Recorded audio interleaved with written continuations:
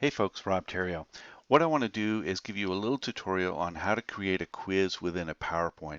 So this is great if you don't have the luxury of having a student response system, a system where you've got students holding clickers and they choose the correct answer on the board. So this is just a down and dirty, quick way of creating quiz in PowerPoint, which makes your lessons a little more entertaining, a little more engaging. And what I like to do is about every 10 slides or so, put in about 5 quiz questions, multiple choice questions. It just keeps the students engaged. And there's no way of tracking how they responded, how individuals responded using the system, but it just makes the presentation a little bit more fun. So what I want to do is create a template quiz. So I'm not going to put the quiz in an existing PowerPoint presentation just yet. I want to create a template so that I've got that, and then I can take that template and embed it in any existing PowerPoint presentation. So I take a standard slide format.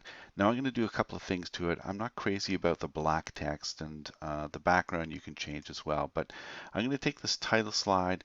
I'm going to move it over to the left because that's going to be my quiz question. I'm going to change the font size to a 36, and I'm going to change, actually I'm going to change that to a 28 rather. And that might seem a little small, but it's just about the minimum size you want. Under the text, I'm going to change that to a 28 as well.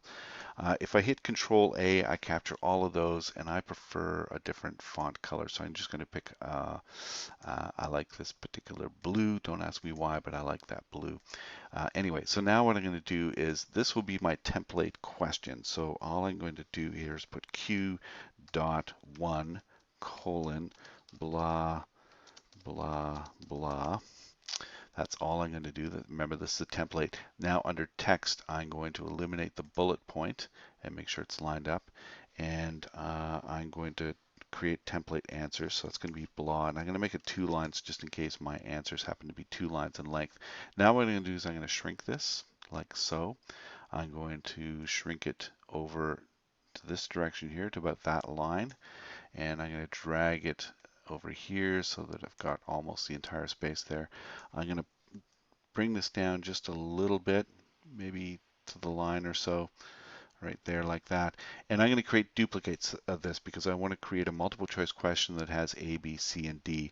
So in order to do that, I'm going to use Control D. D is in Delta. So when I do that, this is what happens. I'm going to line it up so that it's exactly in line, and then I'm going to slide it down so that it's spaced just about nicely. So this will be question B, or answer B rather, and then I'm going to hit Control D again and Control D another time, and now I've got A, B, C, and D. Now that might look strange, but stick with me and you'll see what will happen. So now I'm going to create action boxes that will be our choices A, B, C, D. And you have one option is to go to these different shapes here. And at the very bottom, it says action buttons. So what that means is that when you select one of these buttons, it will hyperlink to either another page or a sound or whatever you want. And I'm just going to choose one on the far right here called, it's just a blank action box. And then it asks me to draw it. So I'm going to click with my left mouse and drag it to about this size. We'll say I want it pretty square. There we go. And an action settings window pops up. Now it defaults to none, but what I'm going to do is I'm going to go down here to play. And what I want these letters to play is a sound that indicates that they have selected the wrong answer. And I'll explain the method to my madness in a minute. So the sound selection here is not fantastic, I have to tell you that. So I'm going to slide down. Bomb is one choice. I am going to pick hammer. Maybe that sounds strange, but I'm going to pick hammer. And I'm going to slide this close to the answer there, like so, so it's roughly in the middle. And let's just have a listen to see what it sounds like. So when I click on it, there we go, hammer. Sounds a little bit tinny. And then I am going to right click on it and edit the text, and I'm going to put the letter A in there. Now that's pretty small, so I'm going to highlight that and I'm going to bump that up to about a 36, and I'm going to bold it, and there we go. So that's answer A. Now I'm going to highlight it again, and hit Control D, line it up. And if you want to move an object in small increments instead of large increments like this, what you do is you hit Control and then the arrow. So here are the large increments. Hit the Control and you move it in smaller increments. So I'm going to move it in small increments so that it's lined up.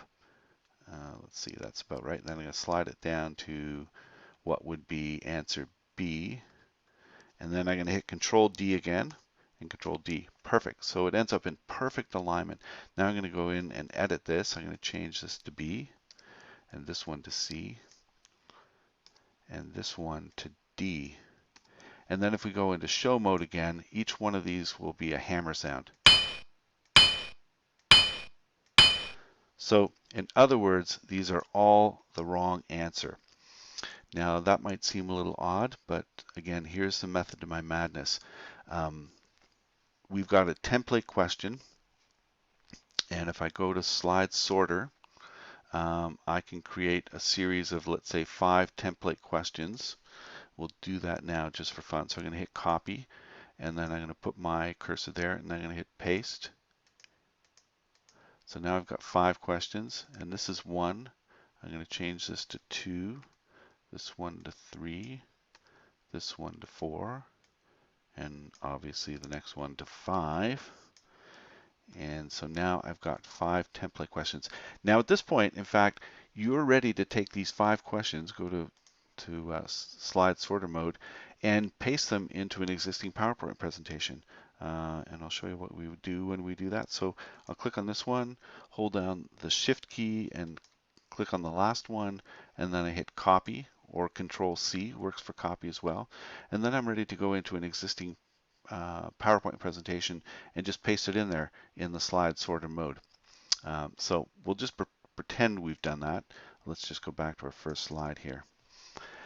Now, what I want to do is if I actually, let's say we've got this embedded in an existing PowerPoint presentation. I want to create this, make this a real question. I can type in what is the best color, and I'm giving it the Canadian spelling of color. Now that's a ridiculous question, but A will be red, B will be blue, C will be yellow, and D will be green. Good. Now you'll see that these answers are a little out of alignment, so you can adjust those if you want. Just slide it down like so, and I can shrink that a little bit. And I can do the same with each one. Not a problem to do at all. So we just adjust that, and we'll do the same here. And we'll do the same there. Okay. So I have an actual question, and now what I want to do is I want to have an answer slide.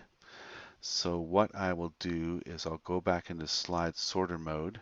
I'm going to take this first question, I'm going to hit copy, I'm going to move my cursor right next to it, I'm going to hit paste.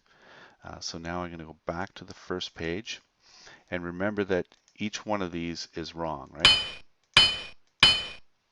What I want to do is change one of these to the correct answer. So we'll say, I like green, so I'm going to say green is the best color. That's, again, a ridiculous question, but I'm just showing this to you as an example. So what I'm going to do is I'm going to take the letter D, I'm going to right click on it. I'm going to, whoops, I don't want to do that. I want to just click on it and go to Insert, and I want to click on Action. And under Action, I'm going to take off the hammer sound, and I'm going to click on Hyperlink to next slide. So the next slide is going to be the answer. So click OK, and then I'm going to go to the next slide, which looks identical, and I'm going to take this answer here, and I can do one of two things. I can go to Homepage, and I can fill this with yellow color, and that indicates that's the right answer, or let me undo that, or I can take this letter and change its fill to, I don't know, um, black or yellow, although the letter disappears when I do that. Black. Anyway, I prefer the original idea, so let's just go back to that being yellow. Now, so what I need to do, so let me go back to my first slide. So we go into our show mode, and this is the wrong answer, wrong, wrong. And when I click on this one, it'll link us to the next slide that shows us a correct answer. So yay, there's a correct answer. But that's not terribly exciting, so let's hit escape. And what I want to do is I want to create a sound in this slide that comes up automatically. And in order to do that, what I do is I click Insert again. I go to Audio, and this time under Audio, I'm going to click Clip Art Audio. And so a list of audio will come up, and one of the first ones you see is Clap Cheers. So I'm going to hit Clap Cheers and insert it. Then I'm going to close this box. Now, what you can do is you can click and drag this off of the screen. That's what I do, so that it's not visible. And in fact, I don't think it's visible anyway, but I'm old school PowerPoint, so I drag it off the screen. Now, the other thing I'm going to do is I want it to play automatically when that slide comes up. So up at the top under Audio Tools, I'm going to go to Playback. And here it says Start Sound on Click. Well, I don't want to have to click on that to play the sound. I want it to come up automatically. So I go to the drag down list and I click on automatically. And now we're set. Now watch what happens. We go back to the first slide. And we're going to go into show mode. And again, I'm going to ask the students, what's the best color? And of course, they're all going to choose green, and we're going to go straight to the right answer. But, maybe they'll raise their hands and 80% will say red. So we click on those. Now, when we hyperlink to the next page, not only is it going to show us the right answer, but it's going to play that sound. So are you ready for it? Here it comes. Yay! I love that. And as simple as it seems, the students love this stuff. It's absolutely crazy. So now we've created a question, and you can do the same with each and every one. So I've taken this template question 1 and I've duplicated it and changed the link on one of these A, B, C, or D to hyperlink to the next page, and then I've added a sound to that page. So I can do the same with question 2, question 3, question 4.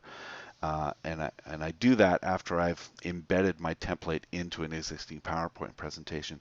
So that's it for PowerPoint quizzes. It's a lot of fun, makes your PowerPoints a lot more engaging, and I hope you've enjoyed this tutorial.